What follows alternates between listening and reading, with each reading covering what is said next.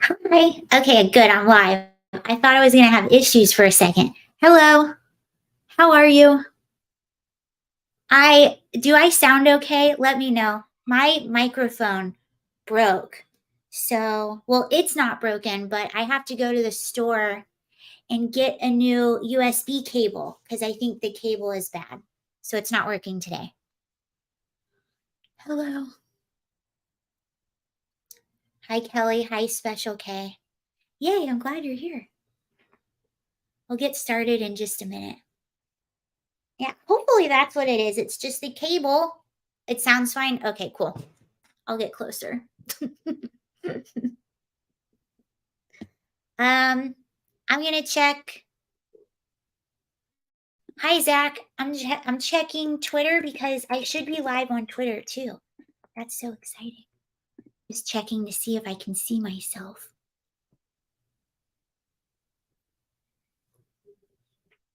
Okay, cool. We're there too. All right, how is everybody? So Trump is expected to turn himself in today at the Fulton County Jail. He skipped the debates last night and actually did an interview with Tucker Carlson. And I think that was a really good move. Typically, I'm all for the debates. I think people should debate, but he actually got more viewership on Tucker than the entirety of the debates. So the debates, I have a clip or two that we'll look at. But the reasoning behind him not doing the debates is one, if you look at the polling numbers, he's polling at like the high 50s, early 60s. And the one directly behind him, I think it's DeSantis and Vivek that are the closest, but they're both polling at like 16. So he's leaps and bounds ahead of them. And I think they were kind of right. If he would have been at that debate, it would have been a lot about him. But I'll show you a funny clip from the interview with Tucker Carlson last night. They were talking about Kamala Harris. Stand for. She. Hold on, let me go back. By the way, I'm really liking Tucker a lot since he's moved over to social media. Hi, James. Okay, here it is. I love this because on another platform, we make fun of Kamala Harris's word salad all the time. So I love that they talked about this. But that would make Kamala Harris the candidate? Well, not really. So they're talking about if Joe Biden were to not run again, essentially, because Donald Trump was saying, I don't even know how he's going to run again. Really, I mean, I guess they'd have maybe a free-for-all. A lot of people say she has to remain for certain reasons, the candidate. She has to. I don't think that's true, actually. I don't think that other people would stand for it. She has some bad moments. Her moments are almost as bad as his. I think his are worse, actually. Yeah. But she seems pretty senile, too. Now he goes into her speeches. Speaks in rhyme. It's weird. It's weird. But she has bad moments. And in rhyme?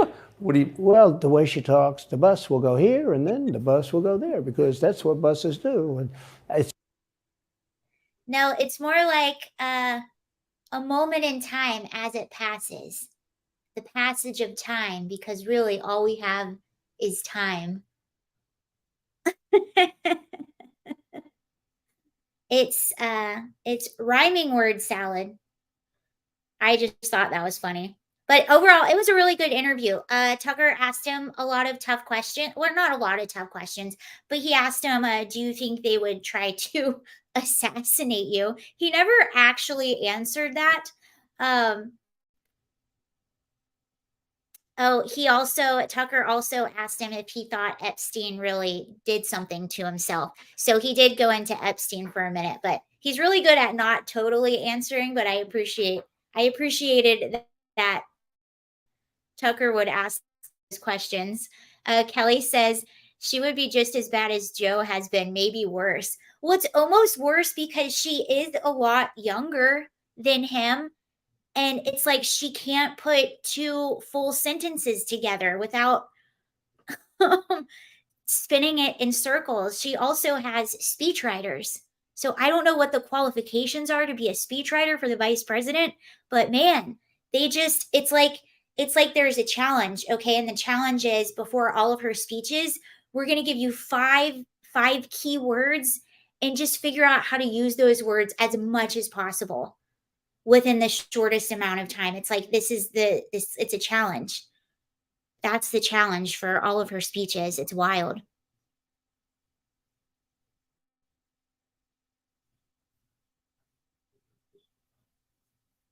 Exactly. It's like someone's trying to make her look bad.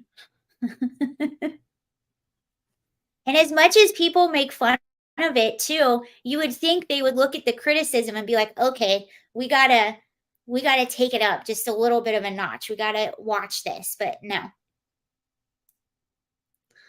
The bus goes here and the bus goes there. But even personally, so the debate overall, I was honestly most impressed with Vivek. And I never know if I'm saying his name right. I have two of his books, but I was the most impressed with him. I think he did better than anyone else. Maybe Ron DeSantis right after, but DeSantis didn't. I don't think he should have performed a whole lot better. Being as popular as he was as governor in Florida, I think he should have done a lot better. He, in my opinion, should have done better than Vivek. But this was kind of interesting. This was CNN doing a little did the best. Panel after the debate asking people who they thought they did best. And it's basically, who do you think won the debate? I'm going to do it in alphabetical order to be fair. Anyone think Doug Burgum did the best? 0. Anyone think Chris Christie did the best? He certainly got most of the airtime. A lot of the airtime, not most of the airtime. How about Ron DeSantis? How many of you think Ron DeSantis did the best? That's 2 people. How about Nikki Haley? 1, 2, 3, 4 people. I'm actually surprised by Asa that. Hutchinson? Mike Pence? 0. Vivek Ramaswamy? 1, 2, 3, 4, 5, 6, 7. Tim Scott? No. Okay, so this. I think Tim Scott should have done better too.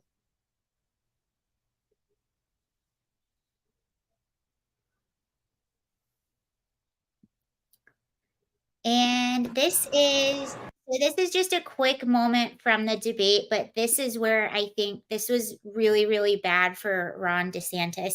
And I think one of the problems he had on his campaign, he went after Trump a little bit too hard. I know that Trump went after him, but I think it would have been smarter for him to just take the high road and stand behind him, because Vivek, that's one of the things that he did. And you'll see he raises his hand first. DeSantis kind of looks around and waits. A few of them do. They wait for the crowd reaction. Hello, Alex. If former President Trump is convicted in a court of law, would you still support him as your party's choice? Please raise your hand if you would.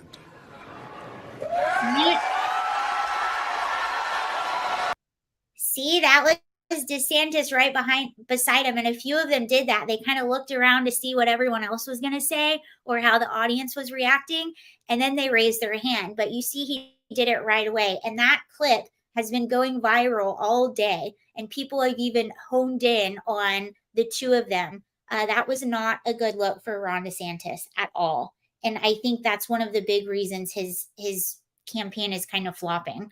It shouldn't be flopping.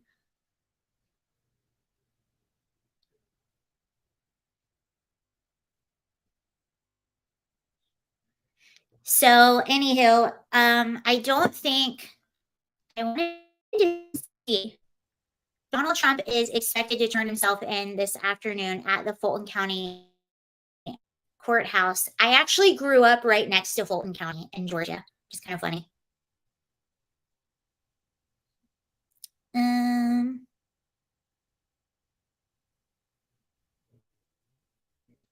Okay, so he hasn't turned himself in quite yet. But there's a ton of people along the road. There's a few protesters who don't like him. There's a bunch of people there supporting him. And I love these guys. They're Blacks for Trump. But we've already talked about this a few times, where a normal person who's just kind of looking at politics, they're probably going to gain a lot more sympathy from Trump. If everyone's hands were clean that were pointing fingers at him, that might be one thing. They might get away with this, but they're showing the average person just how tilted our justice system right now is. And to the average person, I think this does appear to be a weaponization of the justice system toward their biggest opponent, because people are like, hey, wait a second. It looks like there's kind of a double standard going on, because we know that you've done so and so and so, and you're pointing fingers at this guy. And what it's also showing people are, wait, these people are guilty of the same exact things that they're accusing him of, yet they're completely fine. And this guy brings that up a little bit. It's a little bit wonky. Hold on.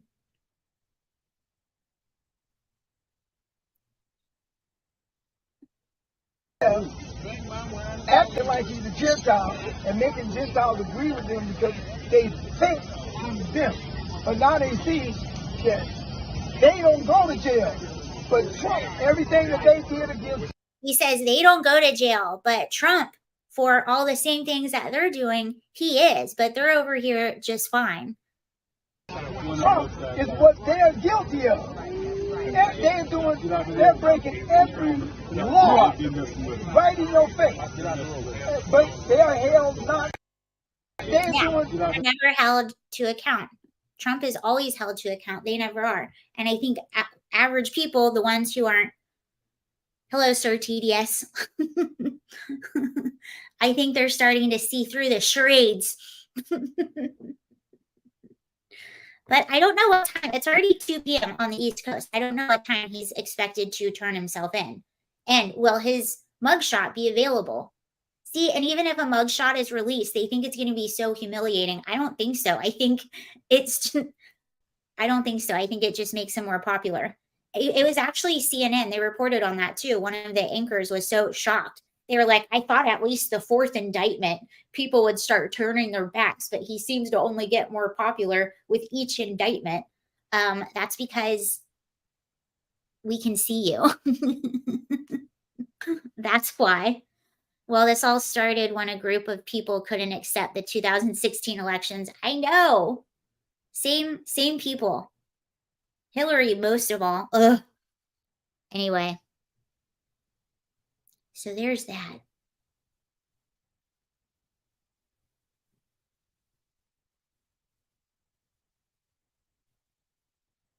Is it a number 5 coming? I don't know. Jim Jordan actually, let's see. They say they're going to investigate. So Fannie Willis, she is a district attorney in Fulton County. She's the one that's in charge of these indictments. Let's see.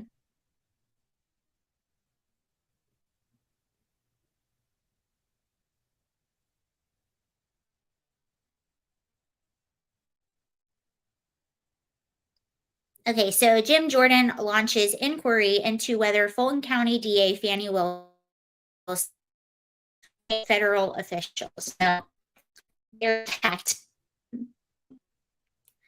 Whoops.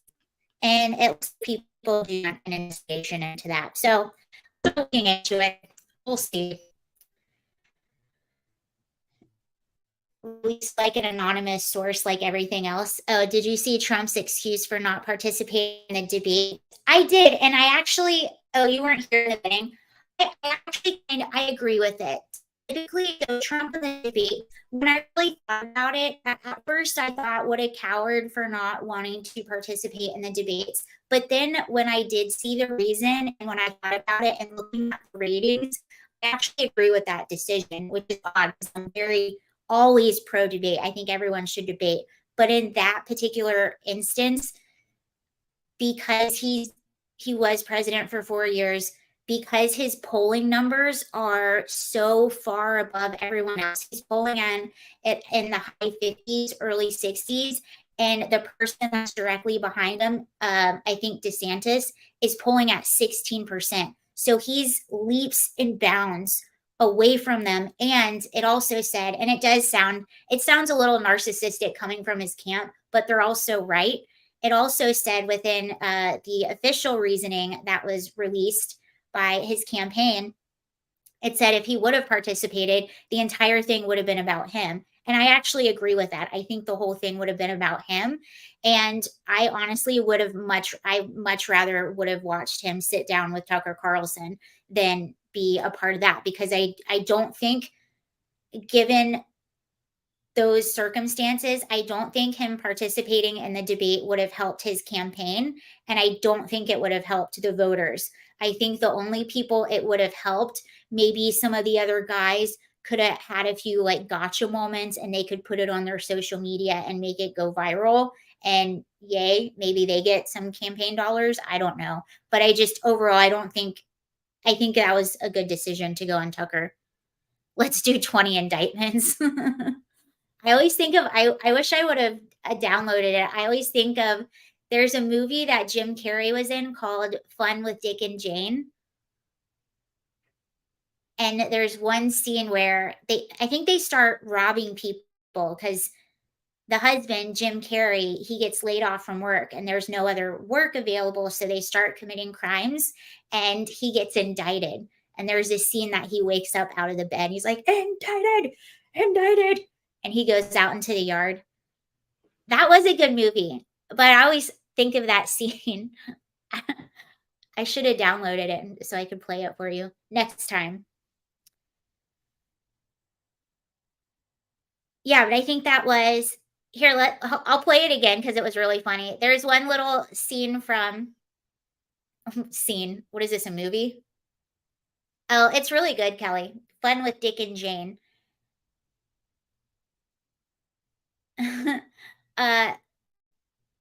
There's a little clip out of Trump's interview with Tucker where they're cracking a joke at Kamala Harris. So I'll play it again. I played it at the beginning, but I particularly like it because that's what I do a lot on one of my other platforms.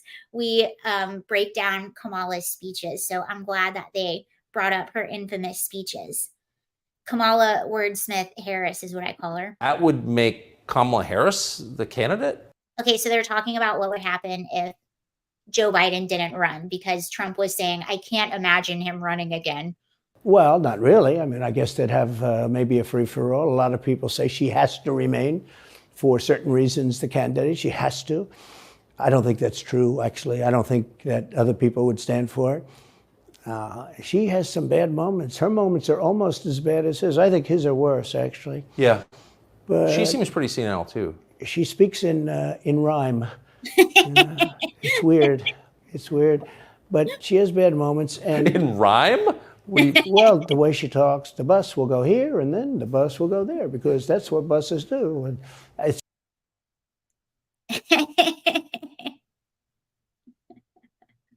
his are way worse. I'm still waiting on, what did he say? He was going to mobilize. That was one of my favorite moments. One of my favorite Biden moments, when he said that he was going to mobilize true Indian pressure. And he never did. I mean, he never mobilized it. Sir TDS says, I've seen this clip and it's still funny. I could watch that a few more times.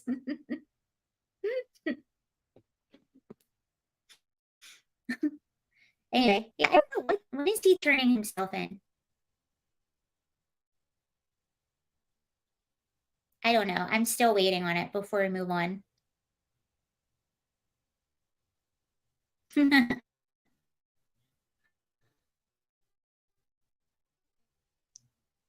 The wheels on the bus go round and round.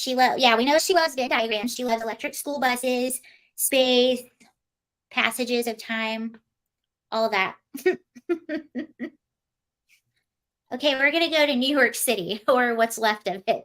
How about that? So there are starting to be massive protests in New York City, finally, because of all of the makeshift shelters that they're making for the migrants. So there have been big protests happening on Staten Island because they're turning a center that I believe is right across the street from a school into a migrant shelter for mostly adult males. Here's a little bit of just So that boy. not what I wanted. Oh, here you go. Oh, this is if you're on Twitter. This is a really good account to follow. He's in New York City. He's in the city a lot, just posting stuff happening on the ground. Here's just a little overview. He says, "Wow, look how many people are out there rally at St. John's Villa. Residents are pissed at the villa." Where did they go? They're in. Yeah, so you can see there's lots and lots and lots and lots of people there. He had another tweet that I kind of wanted to highlight because just a few weeks ago, maybe even last month, I said this very thing because I'm just looking at everything that's happening on the ground in New York City. And I'm like, this is a ticking time bomb. I don't know exactly how that's going to manifest, but that's exactly what New York City feels like, a ticking time bomb. And he mentions it and uses that exact terminology in this tweet. He says, "I just spent 40 minutes speaking to people who live next door to St. John's Villa. They are extremely pissed and angry over this move. This is no good. Residents from all communities where migrants are being housed are pissed. This is a ticking time bomb waiting to happen." It's not just that. Like, listen to how bonkers this is getting and how just the insane things that people are proposing. What Eric Adams, the mayor of New York City, and what Kathy Hochul, the governor of New York State, what they really need to do is ask for Biden to close the border. They're not doing that. Why aren't they doing that? I don't know, but I did hear from a little birdie. This is obviously, I have no evidence, so it's just what I heard from somewhere else, but it kind of makes sense if you look at how this is manifesting. I've heard that they've been told by the Biden administration, possibly, we don't know, to just hold off until the election and then they'll get a big fat paycheck of federal funds. So I think maybe that's why they're not calling on Biden to close the border, because that's the only way this is going to slow down. New York City, they can keep building these shelters, but they're going to continue to get more people every week. They're getting more and more and more people.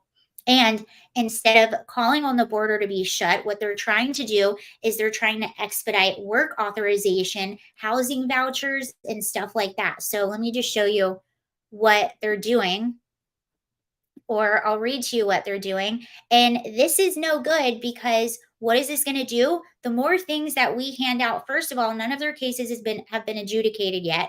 We do know that a majority of them are not going to qualify for asylum.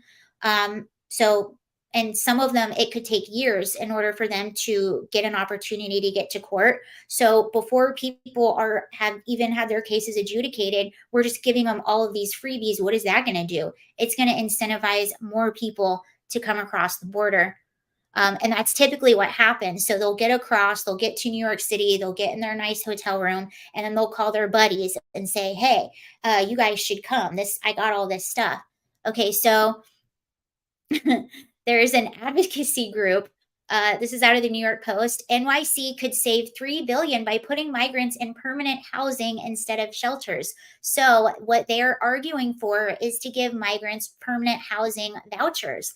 And they're saying, hey, you could save so much money if you just give them permanent housing vouchers. So we're just going to give them permanent housing for free. But that's not just it. Like better. Just tweeted by Evolution. He works for Fox. Okay.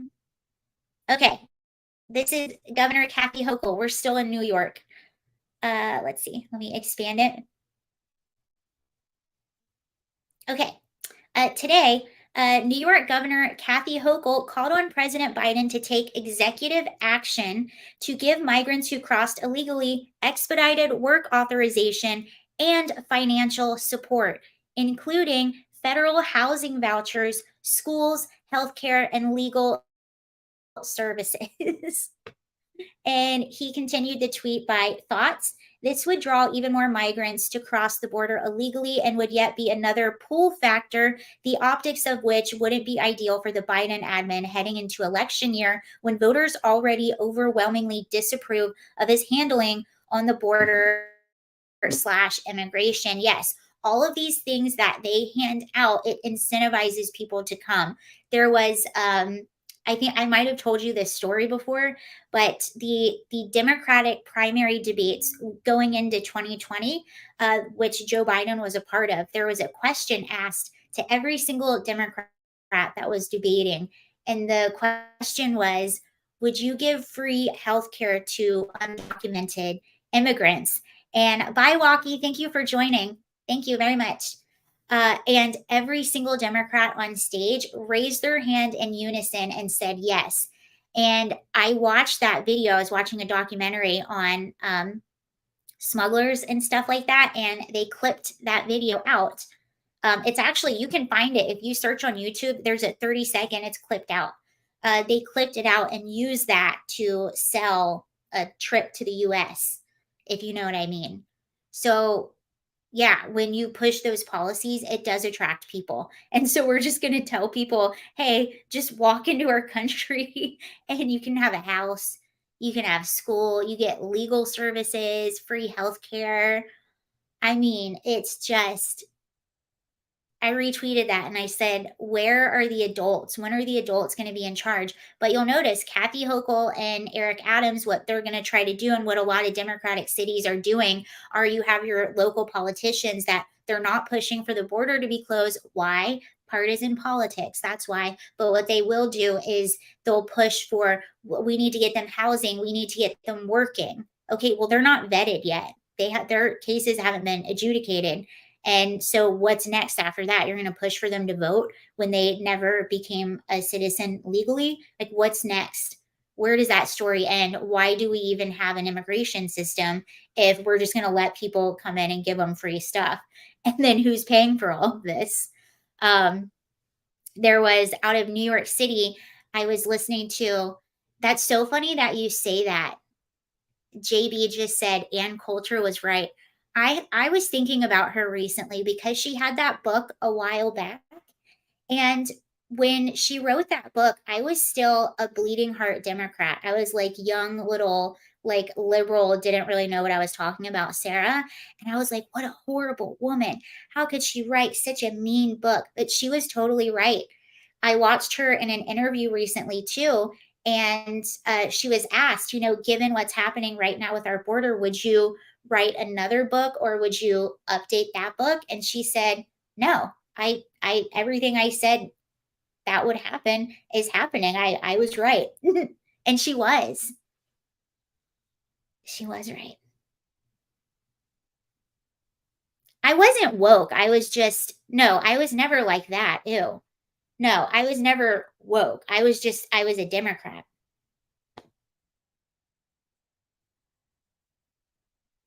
I haven't seen or heard from Anne in quite a while. Yeah, I didn't really either. I caught her on an interview. I wish I could remember who was interviewing her. I don't know.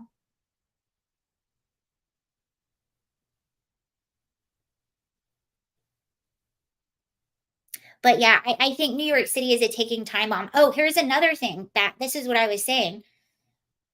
I was watching a video and some guys that do like food delivery, like Uber Eats or stuff like that. I don't know exactly what app or what company they work for, but they did food delivery and they lived in New York City. And what they were saying was before the migrants arrived, because a lot of the migrants they're not able to work, I guess, at a lot of places, but somehow they're able to do food delivery. But they say, we used to make about $300 a day. Like that's how much you could make. And they said now we're making about a third of that money because they're in competition with all these newly arrived migrants who are taking advantage of doing food delivery. So you have these American workers who are actually legal immigrants themselves, who are now being displaced out of this work that was once pretty lucrative and good work for them. They're now being displaced. So that's just one more example of how when you bring in a bunch of people, everyone's wages go down.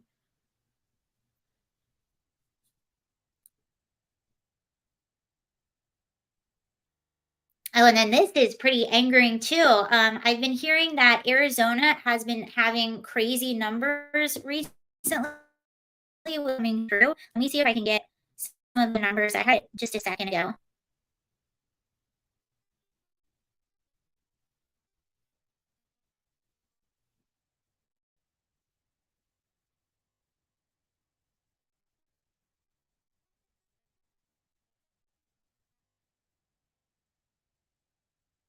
Okay, so yesterday alone, and we're going to watch a video coming out of Arizona. Yesterday alone, almost 7,000 migrants were apprehended trying to cross illegally around Tucson area. And you're going to see why. Well, now they are, and they're doing it by the hundreds. So this is Arizona. I don't know if this is Tucson. This could be, oh, there it is, Lukeville, Arizona. So this is what's happening on the border wall there.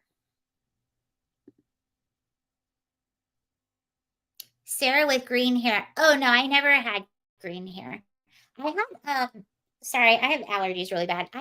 I did have pink hair at one point, but it was just I got a spray bottle. It was like spray, it came right out.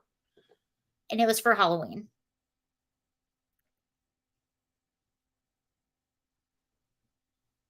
We're seeing the most migrant apprehensions in a single day this week, making it the busiest sector, and in part because of this.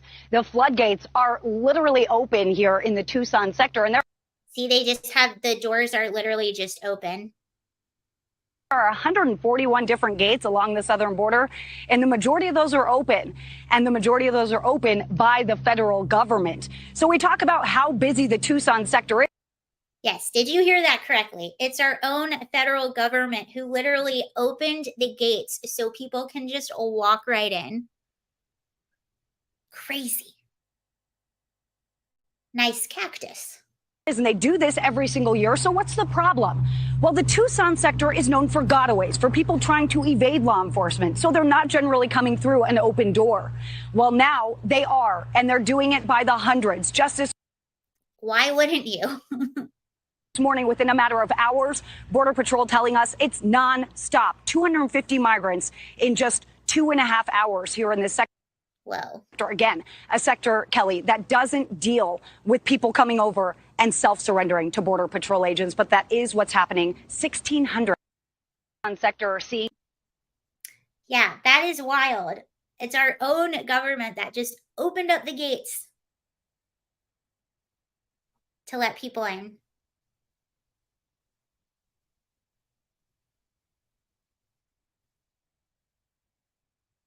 You think black hair would look good on me? I had black hair once. I would not even be able to find the picture though. I did have black hair once for like 5 minutes.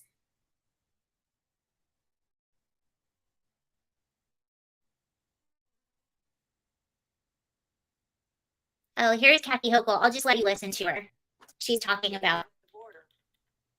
But to level with New Yorkers, bearing much needed changes at the border, there does not appear to be a solution to this federal solution problem anytime soon. That's exactly why I need to talk to you today. This crisis. Okay, but that's the problem because there could be a solution. The solution is very easy. Just enforce the law. That's the solution. So let's see what she's going to say now. There could be a solution, a very easy one. Today with the federal government, and it must be resolved through the federal government. The borders and decisions about who can work are solely determined by the federal government. And since July of 2022, in our first meeting with the president, Mayor Adams and I have championed the idea of a federal designation that would allow the individuals already here in New York the ability to work, to support themselves and their families.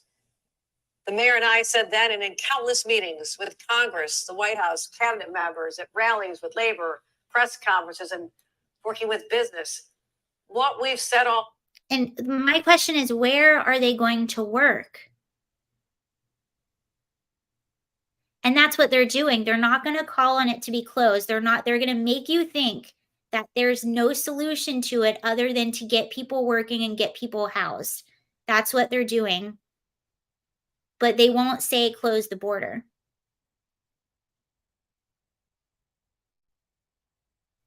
Long is just let them work and help us out financially. That's why today I have sent a letter to President Biden formally requesting immediate executive action in 4 key areas. They're gaslighting. When they say that there's no solution, they're gaslighting. First, expedited work authorization. Yep. So we can get these people out of shelters and into the jobs. Financial support for federal housing vouchers, schools, healthcare, legal services, case management, and shelter for us to provide to these asylum seekers. The use of more federal facilities to construct new temporary shelters.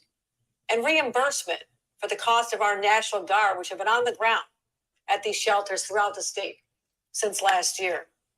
You can read my letter to the president at. Yeah, that's straight up gaslighting when they say that there's no solution. So that's what they're going to do.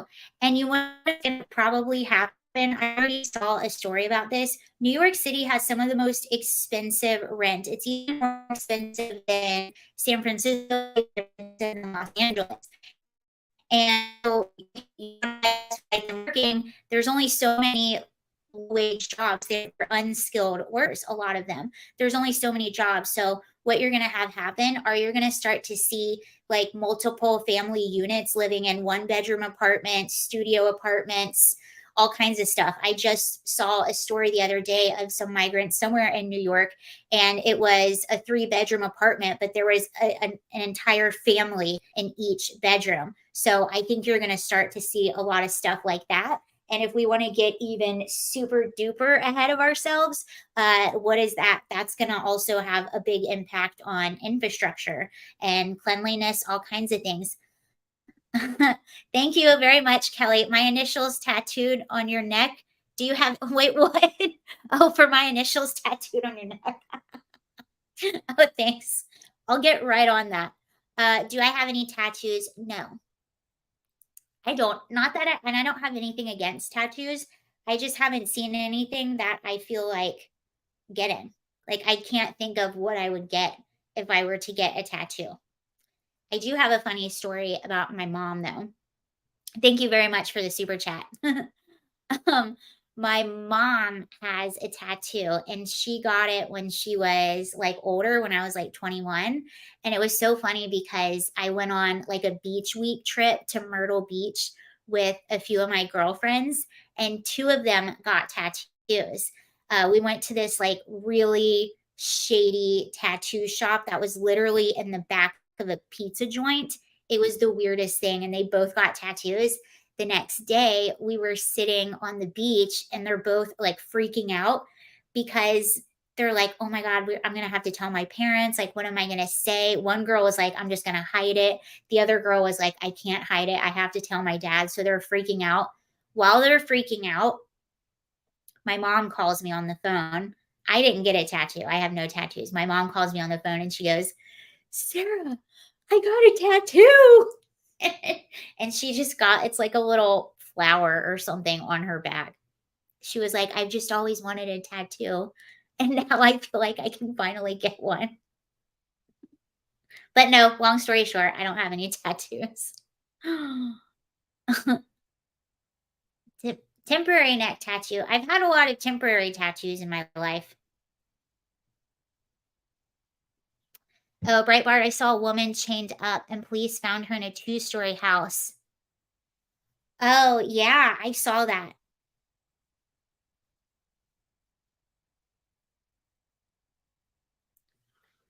My mom and I look very much alike. I saw, actually, let's see. There was another crazy story. I wonder if I can get those pictures in here.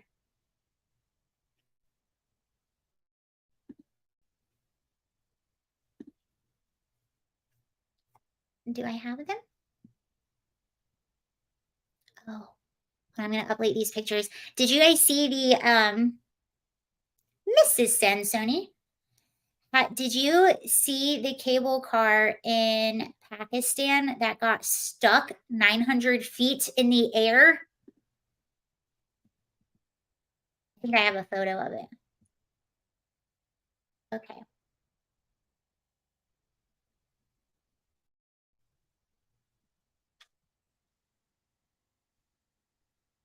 Okay, this is pretty wild. It's uploading.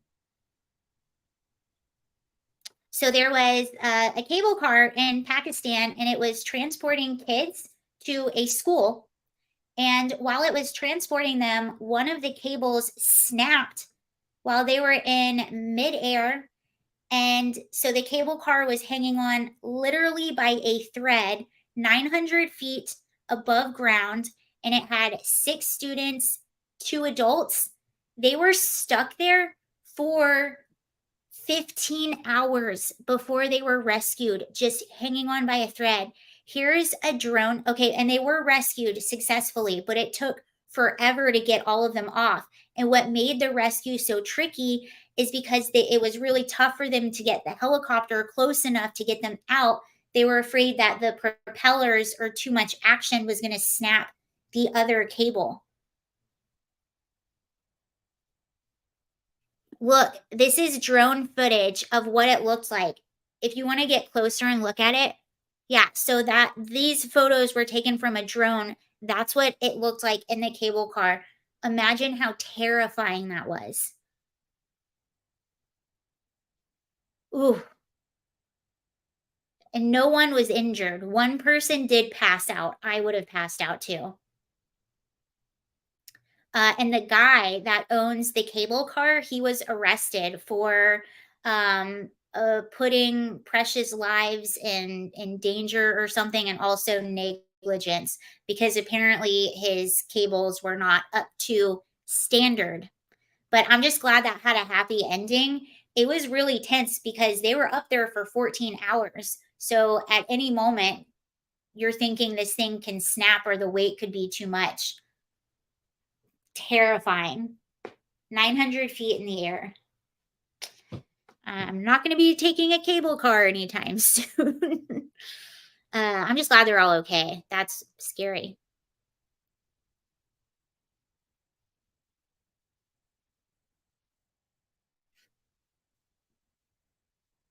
Not maintaining equipment. Yeah. Okay. Speaking of not maintaining equipment, there's not like a whole lot of updates with Maui, but I did see. So a few of the main questions have been, the whole thing is bizarre. The whole handling of this situation, I think everyone agrees with, is super bizarre. Some of the main questions that people have, well, we know that the water wasn't turned on, and we know what excuse that was. We know that, what else? Oh, the sirens didn't go off. So you have that. Another question was, why were people barricaded in? So a lot of the people trying to escape Lahaina, there's one main road that leaves Lahaina. They were barricaded in by police officers. And when they asked police, why are we being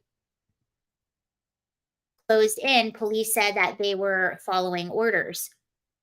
Okay, what exactly are the orders and why? Well, Maui, this was on their official government site.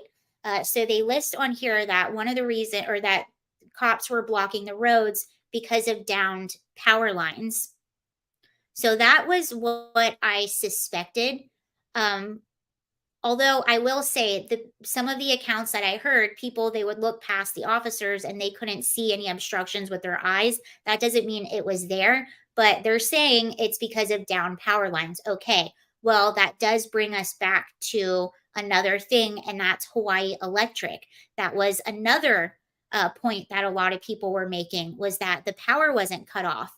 And for years, residents have been complaining about Hawaii Electric's power lines. There's overgrown brush around them. They're going through trees. So it's been a safety hazard for some time, and people have been complaining about it. Nothing has been done. And it's also being speculated that one of the things that could have caused the fires, or at least a few of them in some places, were these down power lines sparking and causing brush to get on fire, because the winds in the area, I think, were up to 100 miles per hour or something like that. The fire was spreading at 60 miles per hour. So a lot of people are criticizing them for not cutting the power, knowing how extreme these winds were, also knowing how already unsafe their power lines were. Well, it looks like there is a lawsuit. So it says Maui wildfire lawsuits filed against Hawaii Electric for not shutting down power. Lawsuits claim Hawaiian Electric continued to send power through its lines even after it knew some poles and lines had fallen and may cause a deadly blaze. So again, that's another big thing. They didn't cut off the power. And I'll say this, but well, we all know that. What's really crazy is all the government officials, they're still trying to go with this climate narrative. And this isn't even an argument about climate change, whether it's happening or not. But in this particular fire, there's so much human error and so many questions that need to be answered before we choose a narrative that we don't even know has anything to do with this issue. It's making people even more suspicious, and it's making people ask even more questions. Where's that article?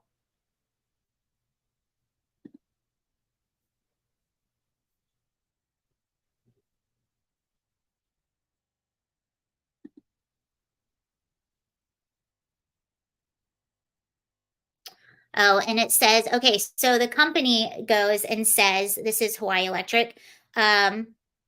Facts about this event continue to evolve, and we may not have answers for some time, but we are committed, working with many others to find out what happened as we continue to urgently focus on Maui's restoration and rebuilding efforts.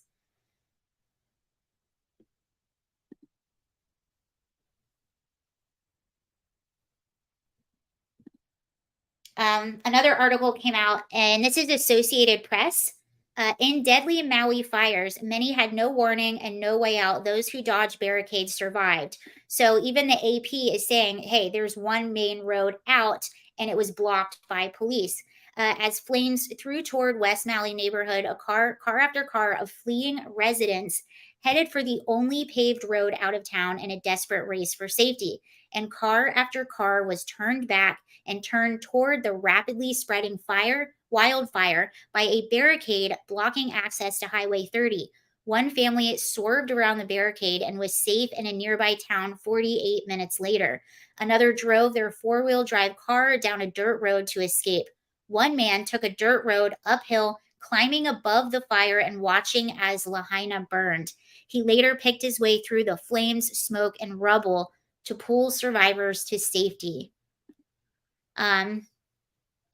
Baird's neighborhood, this is someone they're interviewing, near Lahaina Road was filled with kids who were home alone when the flames hit. He said, we needed like 10 more minutes and we could have saved a lot of kids, he said, choking back tears, if we had just had like 10 or 15-minute warning. The family ventured out of the mall recently looking for a moment of normalcy in the aftermath of the tragedy. They ran into a playmate of their son. The kids just don't have the filters. So their son ran up and was just telling our son, you know, this kid is gone, that kid is gone. And it's like all my son's friends that they come to our house every day, and their parents were at work and they were home alone and nobody had a warning. Nobody knew. That's another question that a lot of people have. How many kids are missing? Bye, Kelly. Thank you so much for joining. Bye. We'll see you later. So another question that people have are how many of the missing are children and how many kids are missing? And that still hasn't been answered. The chief of police did get on camera, not last night, I believe the night before, and said that they were going to start releasing the names of those missing. I haven't seen that yet. I did see a list. It looked like it came from a local news channel, although I didn't save it. I should have saved it.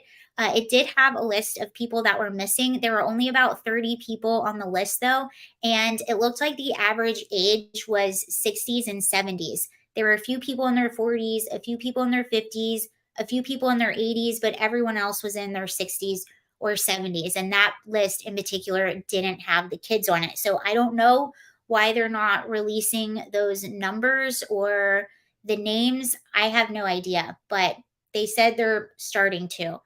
And as far as I heard, the official death toll is up to 115, and they're confirming at least 1,100 are still missing, but we know what missing means. It's really, really sad.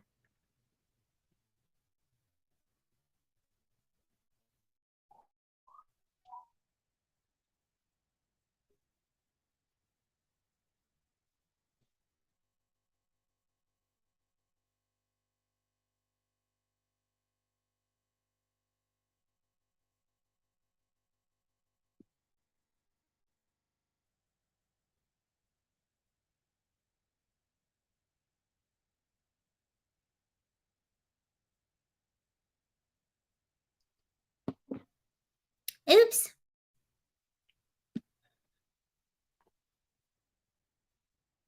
But see, I feel like if I were a resident, I would want to know, okay, where exactly were the down power lines? Do we know? No.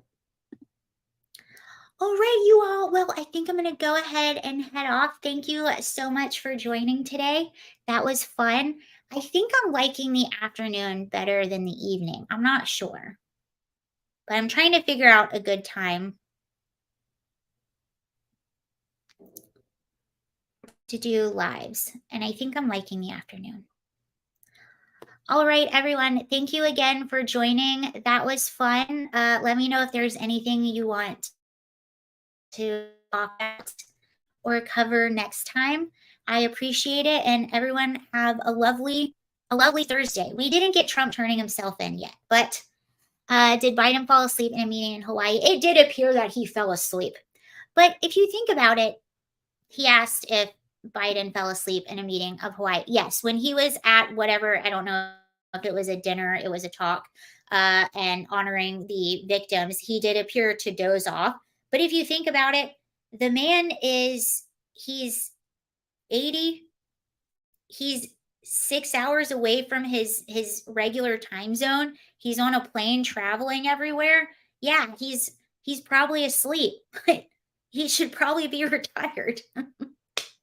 I mean, I don't blame him for being tired. It's tiring doing all that traveling. It's probably why maybe somebody a little younger should be in the White House. All right. Bye. You all have a lovely Thursday, and I'll see you later. Okay. Bye.